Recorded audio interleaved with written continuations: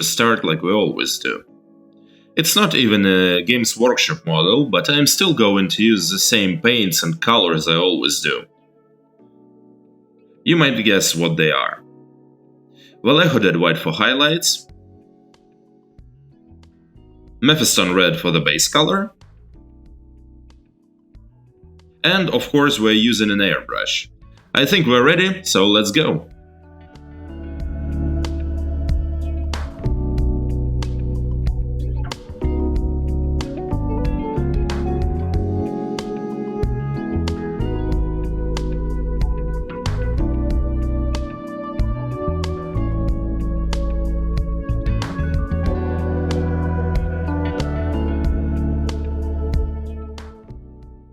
Of course we want our ancient relic to look a little bit worn. So we will mix some red and white. We will apply them with our old friend, the sponge. We're going to do it just like this, like you already know. This is going to give it some volume. After that, I will use some Abaddon Black and repeat the process to add some darker shades.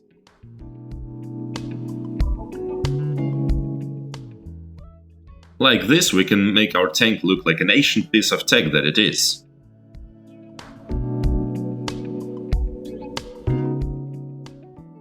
Next, let's add some pure red. Then, some more black.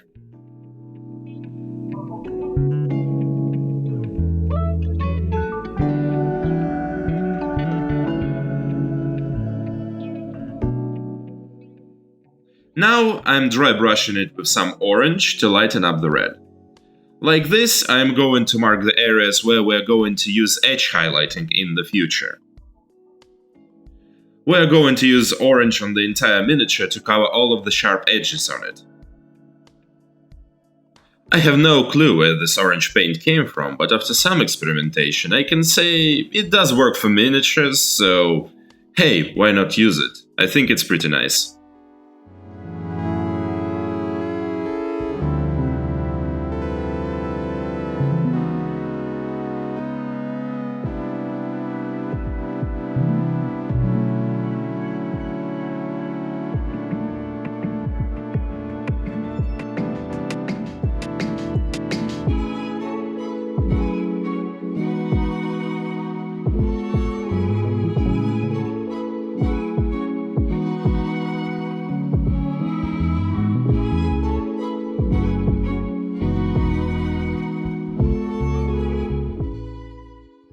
The result looks lovely now.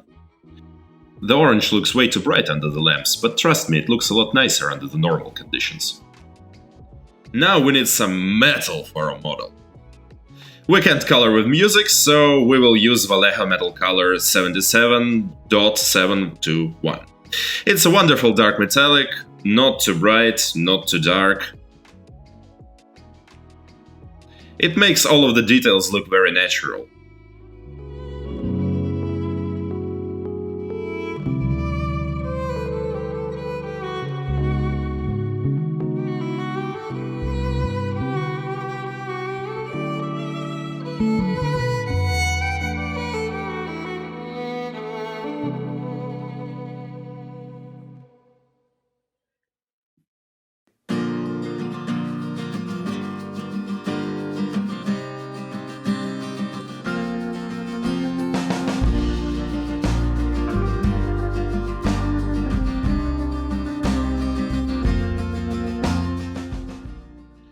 Metallic parts are done, so let's move to the next stage.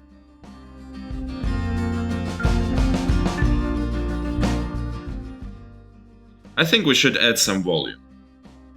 And Games Workshop washes will help us with that. I'll begin with some Agraxar's shade. I love using Agrax with the reds, it works beautifully. Gives us exactly the shade we want.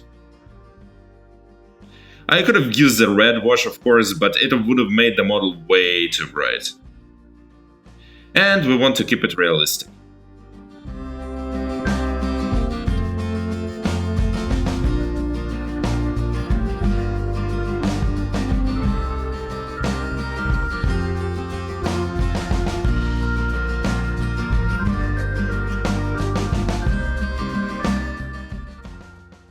use null oil for metallic parts like we always do.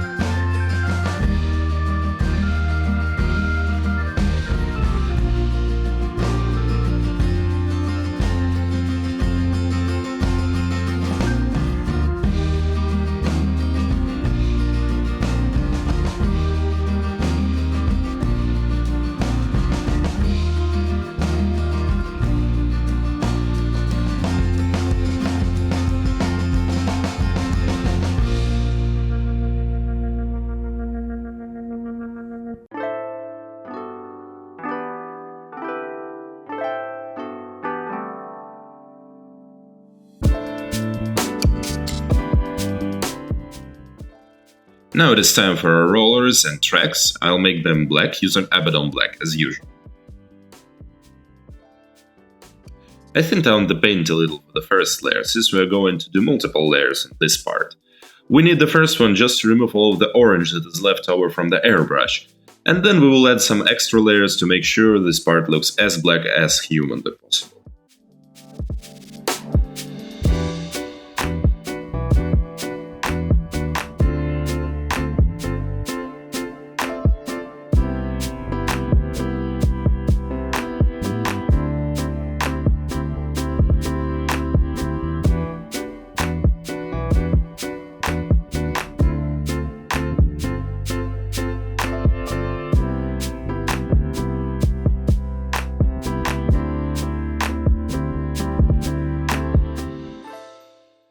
The tracks are ready.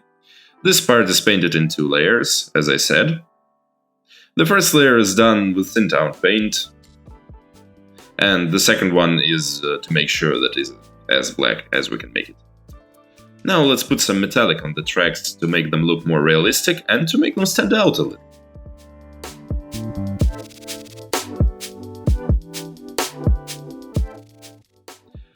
I cover all of the metallic parts with some wear and tear using dry Necron compound paint. It is a technique I really love to use whenever I have to deal with metallic parts. I'll take this big and fluffy brush for the tracks themselves and a smaller one for the fine details. And then I'll cover the entire tank with these little details, which will make it look absolutely lovely.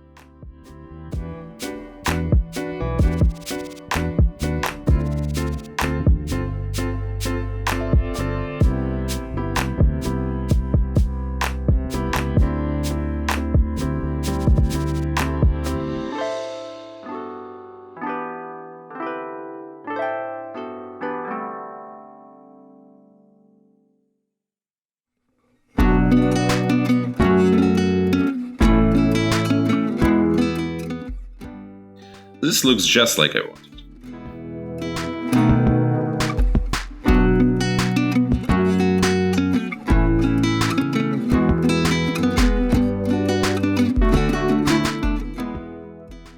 Now it's time for some edge highlighting.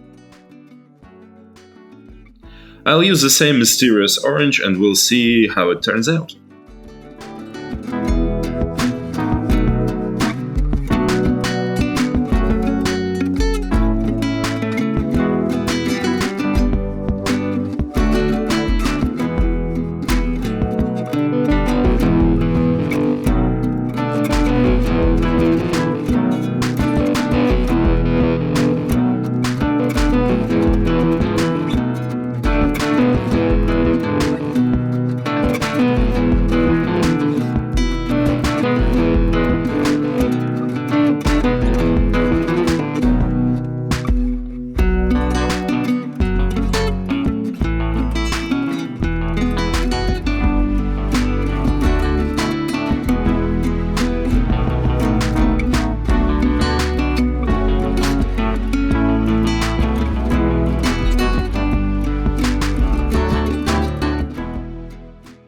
But for now our tank looks like just some weirdly colored World War II machine.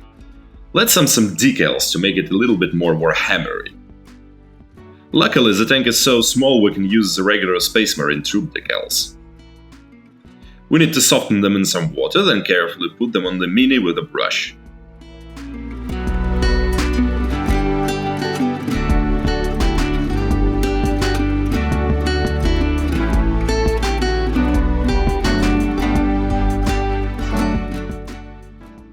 While one of the decals is drying, we can put on the rest.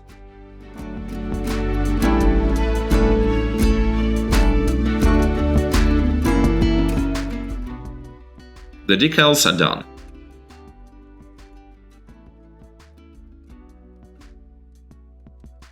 Of course, I didn't forget about the turret. Now we need to give them some age. I'll do it with Agrax.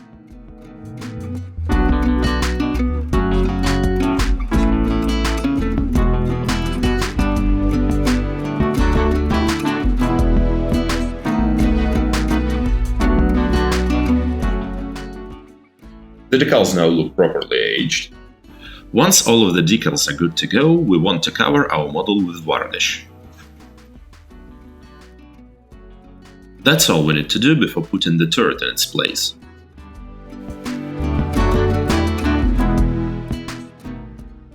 I'm going to use the airbrush, and to make sure the varnish doesn't clog up the nozzle, I mix it with some water. I covered the model with some regular, glossy acrylic varnish. I hope it turns out well. To ensure a nice, even spray, I put my compressor at 3 atmospheres.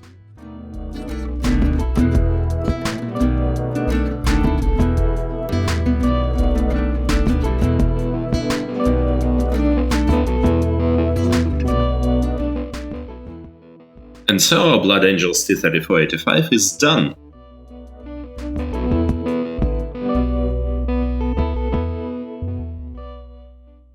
It's covered with regular glossy varnish, and the varnish was mixed 2:1 with water, 1 part water and 2 parts varnish, and I sprayed the entire Mini with 3 atmospheres of pressure.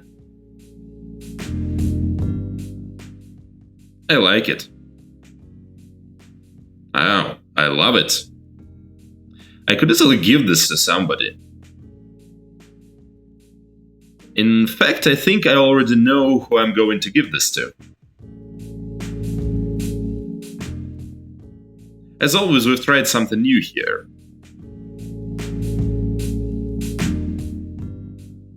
These regular historic miniatures can always be done in some interesting ways.